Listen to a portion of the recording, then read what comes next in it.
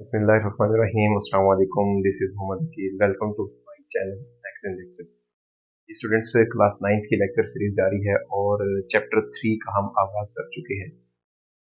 इस लेक्चर में आज हमने सेट्स की कुछ जो टाइप्स हैं वो डिस्कस करनी है जो आपके सिलेबस में मौजूद है और उनसे रेलिवेंट एक्सरसाइज 3.1 का जो क्वेश्चन 3 से 5 है वो हम सॉल्व करेंगे। पूरी तवज्जो से लेक्चर को सुनिएगा, इंशाल्लाह आपको बहुत अच्छे तरीके से समझ आएंगे क्वेश्चन और काफ़ी डीपली जो कंसेप्ट्स हैं वो आपके इंशाल्लाह क्लियर हो जाएंगे।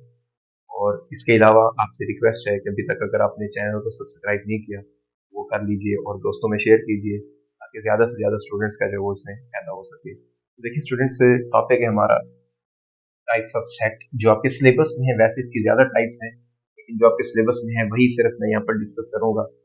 सबसे पहले है एम्प्टी सेट, भी इसको कहते होते हैं, नल सेट भी इसी का नाम है और वाइड सेट भी इसी का नाम है। तो नाम से ही इसकी definition, a set having no element called empty set. ऐसा सेट जिसमें कोई भी एलिमेंट ना हो उसको हम एम्प्टी सेट कहेंगे, मतलब कोई भी एलिमेंट कंटेन ना करता हो, उसके अंदर मौजूद ना हो।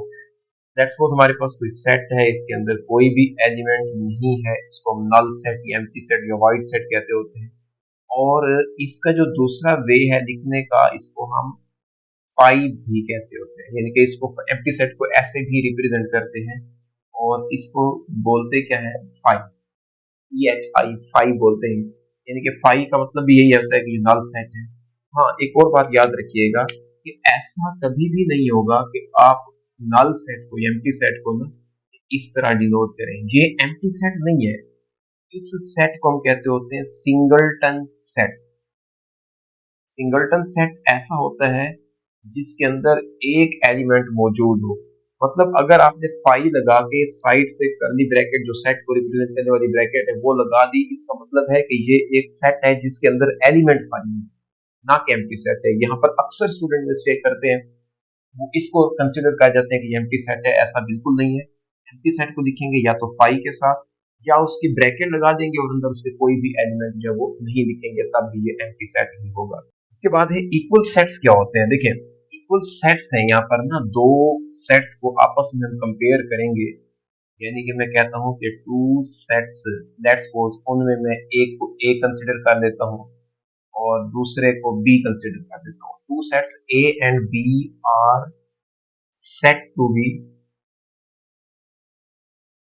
set to be equal if they have same elements। अगर उन दोनों के अंदर जो एलिमेंट्स हैं वो सेम हो तो देन उसको हम इक्वल सेट्स कहते होते हैं। मिसाल के तौर पर हमारे पास एक सेट है जिसके अंदर एलिमेंट्स हैं 1, 3 एंड 5 और दूसरा सेट बी हम कंसीडर कर लेते हैं, ये है 3, 1 एंड 5। ये दो सेट्स हैं। अब यहाँ पर देखें, जो एलिमेंट इस ए के हैं वही एलिमेंट बी के हैं। यहाँ पर तरतीब की कोई खास वैल्यू नहीं होती, आप तरतीब कोई भी लिख लें, लेकिन हमें देखना है कि उसके अंदर एलिमेंट्स कौन से हैं। 1, 3, 5 ए सेट के अंदर एलिमेंट है और 1, 3, 5 यहाँ पर तरतीब थोड़ा सा चेंज कर दी गई है। 3, 1, 5 जो है ये बी के एलिमेंट्स हैं, लिहाजा ये ए और बी जो है ये आपस में इक्वल होंगे। इसके लिए इक्वल होने के लिए उन दोनों सेटों के एलिमेंट्स का सेम होना जरूरी है। यहाँ पर हम जब पेपर में क्वेश्चन आता है कि differentiate between equal and equivalent sets ना, तो इक्वल एंड इक्विवेलेंट सेट्स में यही फर्क होता है कि इक्वल सेट्स में जो उनके एलिमेंट्स हैं उनकी तादाद भी बराबर हो और उनके एलिमेंट्स भी सेम हो। जबकि इक्विवेलेंट सेट में अभी हम उसकी डेफिनेशन भी करते हैं, उसमें जस्ट उसकी जो नंबर ऑफ एलिमेंट्स है वो इक्वल होने चाहिए, एलिमेंट्स का सेम होना जरूरी नहीं है वहां पर। देखिए यहाँ पर हम इक्विवेलेंट सेट की जो डेफिनेशन करेंगे तो यहाँ पर क्या लिखेंगे कि टू सेट्स, लेट्स सपोज यहाँ पर भी हम इसको कह देते हैं कि A and B are set to be equivalent if they have they have same number of elements, number of elements, यानी कि उनके अंदर एलिमेंट्स की तादाद का बराबर होना जरूरी है, दोनों के एलिमेंट्स का सेम होना जरूरी नहीं है। मिसाल के तौर पर मैं यहाँ पर कहता हूँ कि ए के एलिमेंट्स हैं ए, ई, आई, ओ एंड यू, जो कि एक वावल सेट का वावल जो है एलिमेंट्स है उनका सेट है। तो उसके बाद बी के अंदर एलिमेंट्स हम ले लेते हैं 2, 3, 5, 7 एंड 9। तो ये हमारे पास आ चुके हैं। अब इसमें भी नंबर ऑफ एलिमेंट्स क्या है, 5 है और इसके अंदर भी 5 है। तो दोनों सेट्स के अंदर एलिमेंट्स की तादाद बराबर है, जबकि एलिमेंट्स डिफरेंट है तब भी ये क्या कहलाएगा, इक्विवेलेंट सेट कहलाएगा। मतलब इक्विवेलेंट सेट्स को हमें डिफाइन करने के लिए सिर्फ यही देखना है कि दोनों सेटों के अंदर जो उनके एलिमेंट्स की तादाद है वो बराबर होनी चाहिए। इसका मतलब यहाँ से क्या हुआ, देखिए हर दो इक्वल सेट्स जो होते हैं वो इक्विवेलेंट तो होते हैं, लेकिन इक्विवेलेंट सेट्स इक्वल नहीं होते, क्योंकि इक्वल होने के लिए उनके एलिमेंट्स को सेम होना जरूरी है। जबकि जब इक्वल सेट्स होंगे ना, तो उसके लिए उनकी एलिमेंट्स की तादाद भी बराबर होगी और एलिमेंट होंगे भी सेम। तादाद जब बराबर है तो उनको इक्विवेलेंट भी कह सकते हैं। तो ये छोटी छोटी बातें अपने माइंड में रखिएगा। इसके बाद जो आपका इस लेक्चर का बहुत इंपॉर्टेंट टॉपिक है सबसेट, बहुत ज्यादा इंपॉर्टेंट है।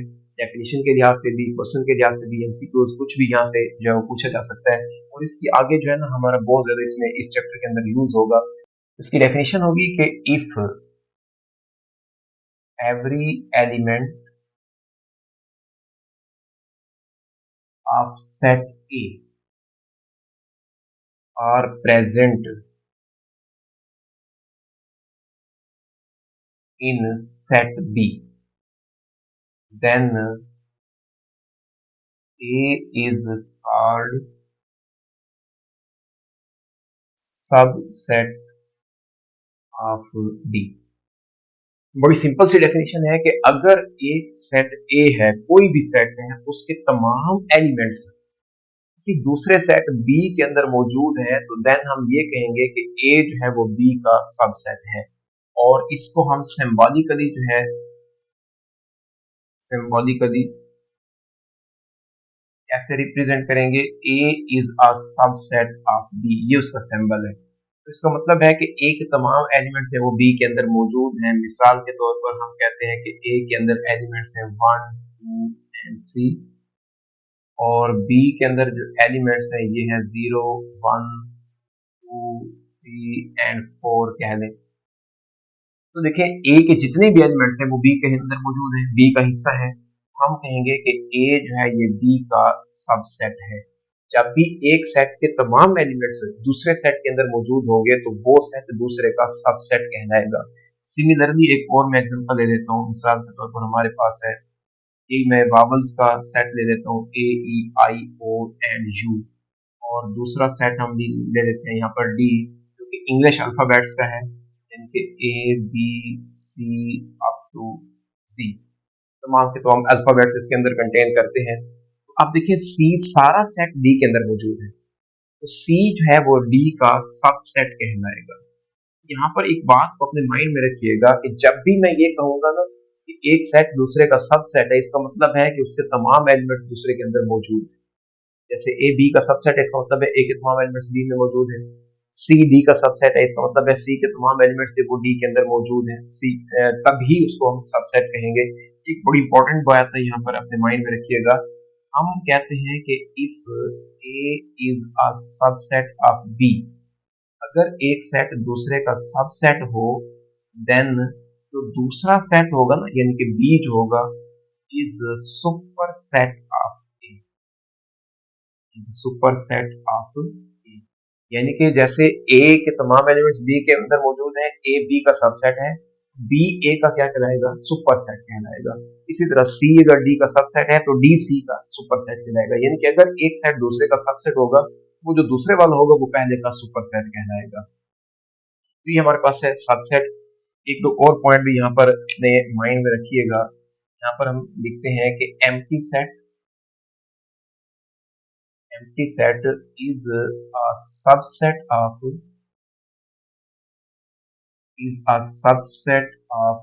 every set, यानी कि जो एम्प्टी सेट होता है ना वो हर सेट का सबसेट होता है। ठीक है, सिमिलरली यहाँ पर मैं कहता हूँ कि every set is a subset of itself. ये बड़ी काम की बातें हैं, अपने माइंड में रखिएगा। हमने नेक्स्ट इसको क्वेश्चंस के अंदर भी जो है अप्लाई करना है। ये एम्प्टी सेट एक तो हर सेट का सबसेट होगा, दूसरे नंबर पर हर सेट अपने आप का सबसेट होगा। मिसाल के तौर पर मैं यहाँ पर इसी ए की बात करूँ, अगर ए के एलिमेंट से 1 2 3, दोबारा अगर हम ए के साथ उसको कंपेयर करें एज अ सेकंड सेट भी हम इसी ए को ही कंसीडर करें, 1 2 3 ए के अंदर एलिमेंट्स हैं तो उसमें मौजूद होने की वजह से ए का ही सबसेट कहलाएगा। इसी तरह बी का सबसेट दोबारा बी भी हो सकता है। तो हर सेट जो होता है वो अपने आप का सबसेट हुआ करता है। जी स्टूडेंट्स, क्वेश्चन 3 है इस एक्सरसाइज का। उसमें वो कहता है कि write two proper subsets of the following sets. इस क्वेश्चन को करने से पहले थोड़ा सा अगर आप गौर करें तो मैं आपको एक एग्जांपल देता हूँ। लेट्स सपोज मेरे पास एक सेट है 1 2, इसका हम ए नाम रख लेते हैं। इसके सबसेट हमने बनाने हैं। तो मैंने आपको अभी सबसेट की डेफिनेशन में बताया था कि किसी भी सेट का ना एम्प्टी सेट जो होता है वो हर सेट का सबसेट हुआ करता है। तो यहाँ से हम सबसेट कैसे बनाएंगे? एक तो एम्प्टी सेट आ जाएगा इसका, दूसरा इसके एलिमेंट्स को अगर हम अलग अलग करके एक सेट बना दें, जैसे 1 का मैंने सेट बनाया, तो सबसेट के लिए तो यही कंडीशन है ना कि इसके तमाम एलिमेंट्स दूसरे सेट में मौजूद होंगे तो ये उसके सबसेट कहलाएंगे। It means empty set is the subset of every set. ये इसका सबसेट हो गया। 1 का हमने सेट जब बनाया, एक एलिमेंट है इसके अंदर, तो ये वाला एलिमेंट इस सेट के अंदर मौजूद है तो लिहाजा ये भी इसका सबसेट होगा। अच्छा, इसी तरह मैं यहाँ पर देखें कहता हूँ कि 2 जो है ये भी एक सबसेट बन गया इसका। और every set is a subset of itself. Her set अपने आप का जो है वो सबसेट हुआ करता है, तो लिहाजा ये भी इसका सबसेट हुआ। अब यहाँ पर जरा गौर कीजिएगा इस बात पे, empty set is a subset of every set, यानी कि एम्प्टी सेट जो इस सेट का क्या है, सबसेट है। क्या ये सेट इसका सबसेट है? सबसेट होने के लिए उस सेट के तमाम एलिमेंट दूसरे में मौजूद होने चाहिए। तो यहाँ पर 1 2 एलिमेंट्स इसमें कोई है ही नहीं। एम्प्टी सेट तो इसका सबसेट है, लेकिन ये इसका सबसेट नहीं है। तो लिहाजा ये कैसा सबसेट होगा? प्रॉपर सबसेट, कि जब एक दूसरे का सेट हो लेकिन दूसरा सेट पहले का सबसेट ना हो तो उसको हम प्रॉपर सबसेट कहते होते हैं। Similarly this is the subset of this set. मिसाल के तौर पर आप इसको कोई नाम भी असाइन कर सकते हैं। मैं कहता हूं कि ये बी है, B is a subset of A, लेकिन ए बी का सबसेट नहीं है। तो एक सेट दूसरे का सबसेट है लेकिन दूसरा पहले का सबसेट नहीं हो रहा, तो ये भी प्रॉपर सबसेट होगा। और यहां पर देखें तो हमारे पास ये सेट जो 2 है जिसके अंदर एलिमेंट, ये भी इस गिवन ए सेट का सबसेट है, लेकिन ए इसका सबसेट नहीं है, तो ये भी प्रॉपर है। इसका मतलब यहां पर हमारे पास जो प्रॉपर सबसेट है वो टोटल 3 है। अब आते हैं इस बात सेट पे ना, तो देखिए हमारे पास इसके अंदर एलिमेंट्स हैं 1 एंड 2। ये सेट इसका सबसेट है और ए भी दोबारा इसका सबसेट है, मतलब ये दोनों एक दूसरे के सबसेट है। इन अदर वर्ड्स दोनों सेट जो है आपस में इक्वल हैं, तो इम्प्रॉपर सबसेट होंगे। तो जब भी किसी सेट के आपने उसके सबसेट बनाने हैं ना, सिवाय अपने आप के बाकी सारे के सारे सेट जो होते हैं वो उसके प्रॉपर सबसेट कहलाते हैं। जैसा कि यहाँ पर हमारे पास टोटल 4 सबसेट बने हैं, लेकिन उनमें जो उसका इटसेल्फ था, बजाते खुद सेट था, वो क्या है, इम्प्रॉपर है। बाकी जो है वो सारे के सारे वो इसके प्रॉपर सबसेट हैं, क्योंकि ये प्रॉपर सबसेट की डेफिनेशन को फुलफिल कर रहे हैं। एक और बात भी यहाँ पर आपको मैं बताता चलूं, एमसीक्यूज में पूछा जा सकता है। अगर आपको कोई सेट दे देता है और आपको ये कहता है कि आप उसके सबसेट बनाए बगैर बताएं कि उसके अंदर कितने एलिमेंट्स होंगे, मतलब कितने सबसेट बनाए जा सकते हैं, तो उसके लिए फार्मूला है, यानी कि नंबर ऑफ सबसेट्स, यानी कि सबसेट की जो तादाद है उसको फाइंड करने का फार्मूला है 2 पावर n। n यहाँ पर है number of elements in a given set. जैसा कि हमारे पास इस सेट के अंदर 2 एलिमेंट्स हैं, तो मैं जब यहाँ पर 2 की पावर 2 बनाता हूँ तो टोटल कितने बने, 4 सबसेट बने हैं ना हमारे पास, 1 2 3 एंड 4। तो ये सबसेट को फाइंड करने का फार्मूला है। और अगर आपको कहा जाता है कि हाउ मेनी प्रॉपर सबसेट्स, यानी कि कोई आपको सेट दे दे और उससे सिर्फ ये पूछे कि उसके कितने प्रॉपर सबसेट बनाए जा सकते हैं, तो देखें जितने भी उस सेट के सबसेट बनेंगे ना, वो सारे प्रॉपर सबसेट होंगे सिवाय उसके अपने आप सेट के। तो जितने भी उसके अंदर एलिमेंट्स आएंगे ना, मतलब जितने सबसेट बनेंगे, उसमें से एक आप वो वाला सब्ट्रैक्ट कर देंगे जो बजाते खुद होगा, क्योंकि वो उसका इम्प्रॉपर सबसेट होगा। तो वहां पर उसके टोटल तादाद से एक कम जो होगा वो उसके प्रॉपर सबसेट्स होंगे। इसी तरह अगर मैं कहता हूँ कि मेरे पास कोई एक सेट है जिसके अंदर एलिमेंट्स हैं A B C and D, अब इसके टोटल सबसेट जो है वो बनाए जा सकते हैं 2 power 4 which is equal to 16। और अगर आपसे ये कहता है कि इसके प्रॉपर सबसेट कितने होंगे तो हम क्या कहेंगे, 2 पावर 4 में से 1 माइनस करेंगे, मीन्स 16 - 1 टोटल क्या बनेंगे हमारे पास 15 प्रॉपर सबसेट बनेंगे, क्योंकि बजाते खुद एक जो सेट होगा वो तो उसका इम्प्रॉपर सबसेट होता है। अब इसी कंसेप्ट को यहाँ पर हमने जो है अप्लाई करना है। वो कह रहे हैं आपको कि जस्ट हमें यहाँ से 2 प्रॉपर सबसेट बनाने हैं, 2 लेने हैं, सिर्फ 2 लेने हैं प्रॉपर सबसेट्स, कोई मुश्किल सवाल नहीं है। तो अब देखिए यहाँ से ए बी एंड सी के टोटल एलिमेंट्स है 3, अगर हम टोटल सबसेट बनाना चाहें तो वो बनेंगे 8, 2 पावर 3 इज इक्वल टू 8 आएगा। लेकिन हमें बनाने हैं सिर्फ 2 प्रॉपर सबसेट, और एक चीज का ख्याल रखना है कि वो बजाते खुद सेट नहीं आना चाहिए, क्योंकि वो उसका इम्प्रॉपर सबसेट होता है। उसके अलावा आपकी मर्जी है जो भी बना दें, इसीलिए आपके इन क्वेश्चंस के जो आंसर है ना वो आपकी बुक के आंसर के साथ मैच नहीं करेंगे।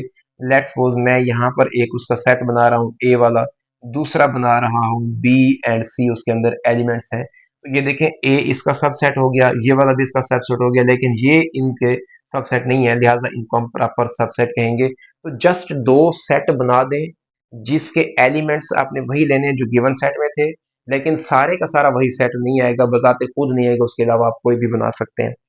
सिमिलरली यहाँ पर 0 1 है, मैंने 1 2 दिया था, तो इसके अंदर भी टोटल 4 सबसेट्स बनेंगे, लेकिन जो प्रॉपर होंगे वो 3 होंगे। तो आपकी मर्जी है जो भी लें। तो मैं यहाँ पर क्या करने लगा हूँ, एक मैं बनाने लगा हूँ 0 का एलिमेंट का सेट और दूसरा 1 वाले एलिमेंट का सेट आ जाएगा। तो ये 2 प्रॉपर सबसेट्स हैं और ये इसका आंसर है।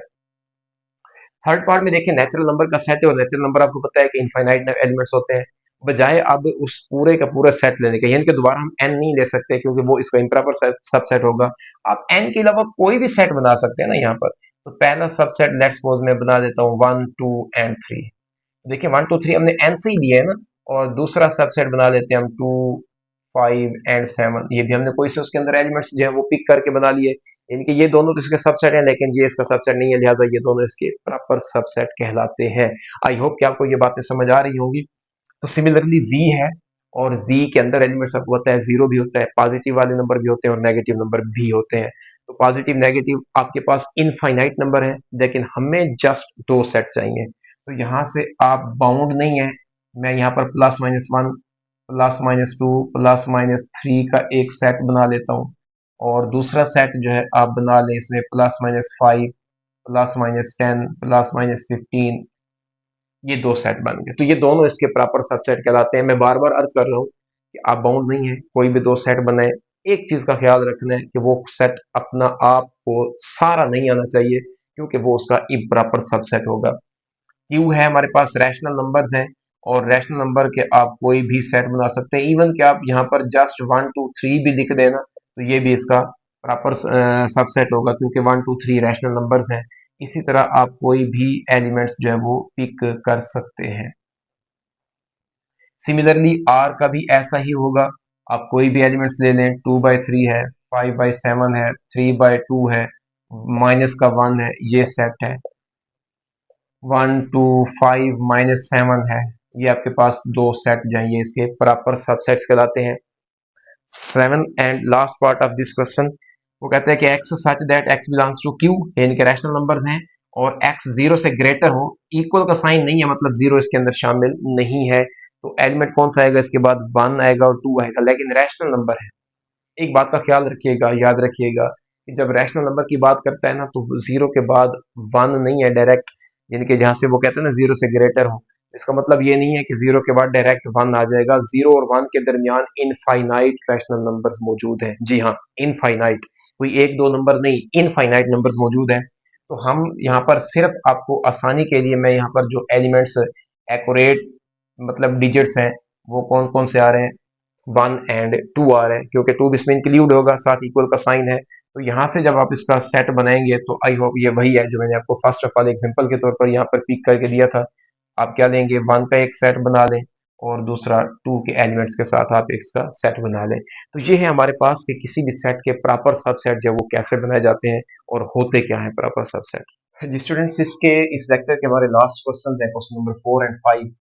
उसमें वो कहते हैं कि is there any set which has no proper subset, यानी कि कोई ऐसा सेट क्या मौजूद है इसका कोई भी प्रॉपर सबसेट ना होता हो, अगर ऐसा है तो उसका नाम बताएं। जी स्टूडेंट्स, तो जस्ट एक ऐसा सेट है जिसका कोई प्रॉपर सबसेट नहीं होता और वो होता है empty set. Empty set is the only set which has no proper subset. Proper subset के लिए जरूरी है एक सेट दूसरे का सबसेट हो लेकिन दूसरा पहले का सबसेट ना हो। अब है ही एम्प्टी सेट, वो दूसरे के साथ कंपेयर क्या करना उसको, इसको क्या कहेंगे हम कि वो एम्प्टी सेट है जिसका कोई भी प्रॉपर सबसेट नहीं होता। ये उसकी रिप्रेजेंट करने की दूसरी फॉर्म है, दूसरा वे है, ऐसे भी लिख सकते होते हैं इसको हम फाइव। इसके बाद वो कहते हैं कि what is the difference between this set and this set. बड़ा इंपॉर्टेंट क्वेश्चन है, शॉर्ट के तौर पर एमसीक्यू पे भी आ सकता होता है। तो देखिए जरा स्टूडेंट्स, यहाँ पर जब ये हमारे पास सेट है ना, ये टेबुलर फॉर्म में है, ये भी टेबुलर फॉर्म में है, इसके अंदर जो एलिमेंट्स है ना वो है ए एंड बी, दो एलिमेंट्स है। लेकिन जब हमने ये सेट दिया है ना, तो इसके अंदर ये जो ए बी है ये एक सेट के तौर पर एक एलिमेंट है। जब हमने इसके गिर्द एक ये वाली ब्रैकेट लगा दी है जो कि सेट को रिप्रेजेंट करती है, इसका मतलब ये रेड से जो मैंने बड़ी ब्रैकेट्स लगे हैं ये एक सेट है, और ये अंदर वाला सारा जो है ये इसका अंदर एलिमेंट है और सिर्फ एक एलिमेंट है। तो यहाँ पर इसका जो डिफरेंस है ना वो ये है कि आप यहाँ पर क्या लिखेंगे कि A B is a set containing two elements, यानी कि इस सेट के अंदर दो एलिमेंट्स कंटेन करते हैं, मौजूद है, that is A and B. यानी कि इस सेट के अंदर दो एलिमेंट्स हैं, एक ए है और बी है। Whereas this set A B has is a set containing only one element, और वो एलिमेंट कौन सा है, ए बी, जो कि बजाते खुद एलिमेंट एक सेट के जैसे है, सेट की शक्ल में है। इसलिए इन दोनों में यही फर्क है कि एक सेट जो उसके अंदर दो एलिमेंट्स हैं और जो दूसरा सेट है उसके अंदर सिर्फ एक एलिमेंट है, और ऐसा सेट जिसके अंदर सिर्फ एक एलिमेंट हो उसको हम सिंगलटन सेट कहते हैं। तो ये था हमारा आज का लेक्चर जिसमें हमने क्वेश्चन नंबर 3, 4 एंड 5 जो है वो डिस्कस किए हैं। इसी क्वेश्चन से रेलिवेंट हमारे पास इसके जो सेट्स की कुछ टाइप्स थी, इसमें एम्प्टी सेट था, इक्वल सेट्स थे, कवलेंट सेट थे, सब सेट और उसकी टाइप्स थी, हमने डिस्कस की है। उम्मीद है कि आपको ये लेक्चर समझ आया होगा। फिर भी अगर किसी स्टूडेंट का कोई क्वेश्चन हो तो जरूर पूछिएगा। नेक्स्ट लेक्चर के लिए इंशाल्लाह दोबारा इसी चैनल पर मुलाकात होगी, तब तक के लिए अल्लाह।